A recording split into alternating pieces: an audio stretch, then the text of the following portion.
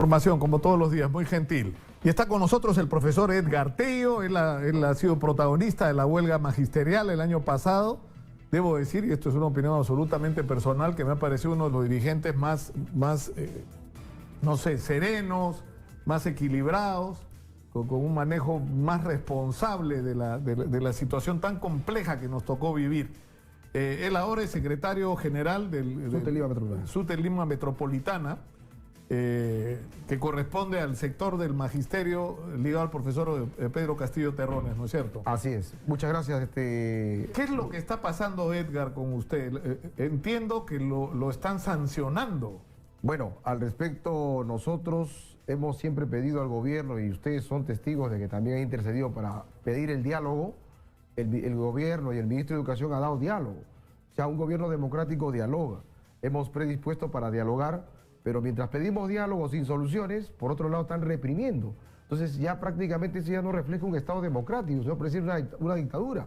Hoy, por ejercer el derecho de huelga el año 2017, me acaban de notificar el día viernes sancionándome 31 días. O sea, es decir, no se está respetando el debido proceso, el derecho constitucional, la sentencia del Tribunal Constitucional. O sea, dice que faltó los días 12, 13, 17, 18, 19, 20, 21, 24 y 31 del mes de julio, haciendo un total de 9 días, sobrando elementos de prueba, copia de los partes de asistencia. Esos eran los días de la huelga. Claro, desde el 12 de julio hasta agosto. Que además, ¿no?, se hizo un proceso de recuperación de esos días de huelga, ¿no es cierto? Así es, como compromiso del magisterio se recuperó y que algunos maestros hasta la fecha no le pagan, ¿no? Pero lejos de dar ese diálogo con resultados, con soluciones, estas son las pruebas del gobierno democrático de diálogo y reconciliación nacional que está reprimiendo con sanciones. Pero el problema es que acá hay una contradicción entre el discurso del ministro Alfaro, del ministro que va en el sentido de abrir los canales de diálogo para encontrar soluciones, y este tipo de medidas, porque además si extendemos este tipo de posición, ¿cuántos más? ¿Qué? ¿Habría que sancionar a 200.000 maestros? En el Callao han notificado a 300 maestros. En San Juan del Lurigancho, acá en Lima, a otros 300 en proceso de apertura de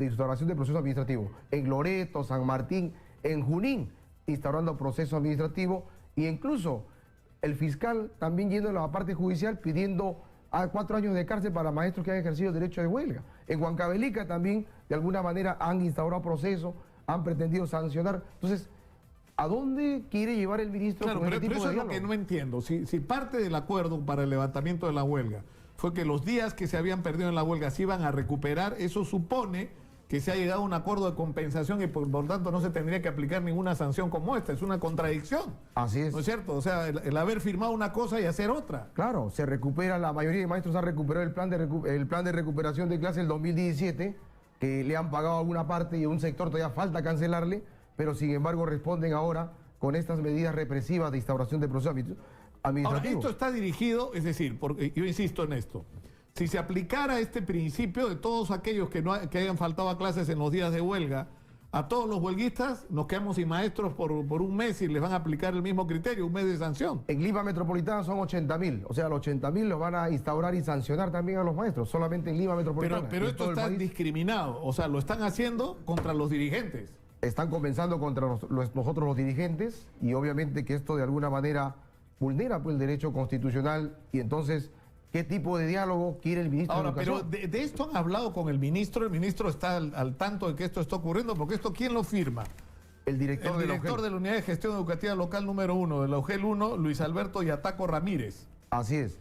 Entonces, en el caso de los dirigentes que hemos ejercido el derecho de huelga el 2017, ¿no?, han vulnerado sentencia de casación, nuestra demanda de improcedencia que está en el Poder Judicial, que está por sentencia, opinión del Ministerio de Trabajo que la ilegalidad, aún estando ilegal, no pueden sancionar a los maestros, a los trabajadores, y acá lo dice el mismo Ministerio de Trabajo, ¿no?, habiendo una jurisprudencia, pero prácticamente... Dice, los días de huelga, aun cuando esta haya sido declarada improcedente o ilegal, en tanto no haya un pronunciamiento definitivo sobre la ilegalidad, no pueden ser considerados como inasistencias injustificadas, y por lo tanto los empleadores no pueden imponer sanciones ni iniciar procesos sancionatorios contra los trabajadores que han ejercido tal derecho. Eso lo dice el Ministerio de Trabajo, y acá está nuestra demanda en la vía judicial que está en proceso. Pero más allá de eso, yo quiero insistir en el hecho de que se llegó a un acuerdo.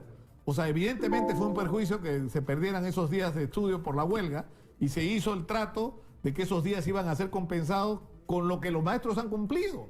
Entonces, con eso resuelves el problema de no haber ido a trabajar Claro. esos días. Claro, está claro el acuerdo que se conversó el año pasado, pero sin embargo han continuado con el proceso de represión y han desconocido su propio acuerdo. Por eso ahí está la intención de no querer firmar ninguna acta. Y es por ello que el magisterio exige las actas. Bueno, pero esto lo tiene que parar el ministro, ¿no es cierto? No es el mensaje más apropiado para resolver los problemas y crear un clima yo distinto, quiero ¿no? ir más allá, ¿no? Porque mira, acá para los que hemos ejercido el derecho de huelga, defendiendo la educación pública, la estabilidad laboral del magisterio y el pliego de reclamos, se nos ha acelerado el procedimiento. Pero sin embargo, a militantes del CEN de Patria Roja, a ellos sí impunidad y archivamiento. Por ejemplo, que hay una denuncia contra un ex asesor de la UGEL 01 de la gestión de la señora Lucy Barrera Machado, que está denunciado por haber cometido abuso de autoridad y no haber elevado esta apelación al órgano inmediato que correspondería el Tribunal de Servicio Civil, sino a la UGEL.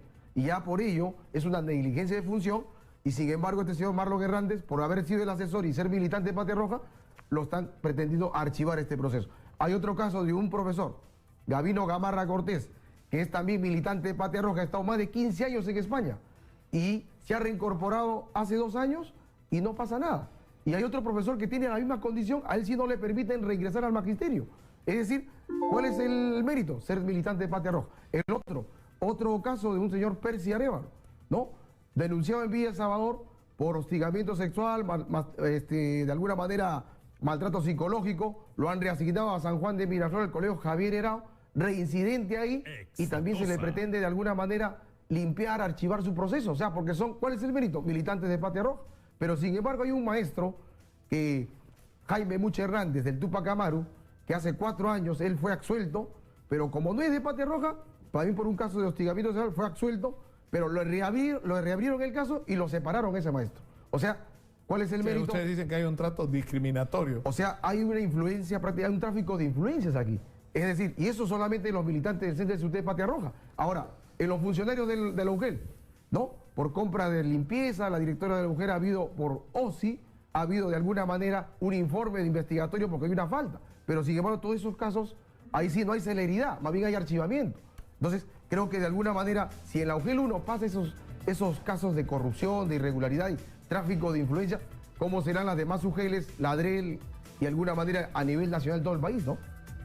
Yo le agradezco mucho a Edgar Tello, secretario general del SUTE Lima Metropolitana, por estar con nosotros y ojalá el ministro de Educación tome atención a lo que está reclamando. Es decir, cuando se producen conflictos como una huelga, inevitablemente ocurren circunstancias como esta, se pierden días y se hace una negociación al final para compensar el daño que se haya producido y eso es lo que supuestamente había ocurrido. Entonces no tiene ningún sentido y va en la dirección contraria a la que entiendo pretende llevar las cosas el ministro de Educación, es que resolver las cosas dialogando, pero sancionando a los dirigentes de la huelga del año pasado. Lo único que están haciendo es retroceder todo lo avanzado. Termino por el día de hoy, los dejo con el señor Manuel Rosa. Conmigo será hasta el día de mañana. Muy buenas tardes.